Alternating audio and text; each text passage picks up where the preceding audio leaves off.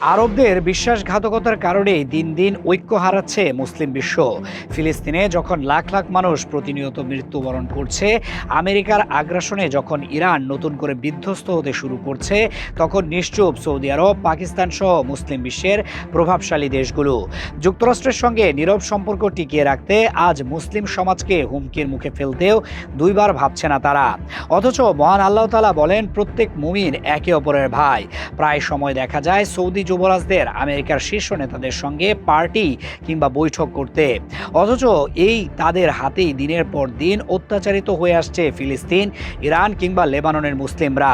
সংযুক্ত আরব আমিরাত, Bahrain, Morocco ও সুদানের মতো বেশ কয়েকটি আরব রাষ্ট্র 2020 সাল থেকে আব্রাহাম অ্যাকর্ডের মাধ্যমে ইসরায়েলের সঙ্গে সম্পর্ক স্বাভাবিক করেছে। এমনকি সৌদি আরবও এমন পদক্ষেপের সম্ভাবনা খতিয়ে দেখেছে। অথচ এই দেশগুলো আবার সবসময় মুসলমানদের পাশে থাকার ঘোষণা দিয়ে নিজেরা ভালো সাজার নাটক করে। সেপ্টেম্বর 2025 সালে ইসরায়েল দোহায় হামলা চালানোর পর আরব ও মুসলিম নেতারা জরুরি সম্মেলন আহ্বান করেন।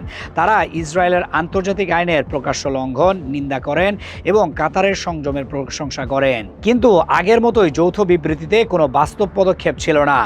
CNN একে বলেছিল শব্দে ভরা ঘোষণাপত্র, আর এপি মন্তব্য করেছিল যে বৈঠকটি কোনো বাস্তব পদক্ষেপে পৌঁছায়নি, যার পরিণাম মাত্র 3 দিন পর সৌদি আরব ও পাকিস্তান নতুন প্রতিরক্ষা চুক্তি স্বাক্ষর করে।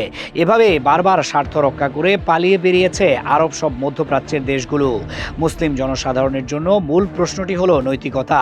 হযরত মুহাম্মদ সাল্লাল্লাহু আলাইহি ওয়াসাল্লাম বিশ্বাসীদের একটি দেহের সাথে তুলনা করেছেন।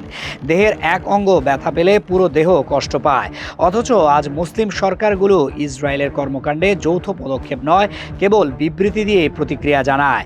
আজ প্রকাশ্যে হাজার হাজার মুসলিমকে হত্যা করলেও বন্ধুরাষ্ট্র আমেরিকার সাথে সম্পর্ক টিকিয়ে রাখতে নীরব সৌদি আরব সহ বড় বড় প্রভাবশালী দেশগুলো।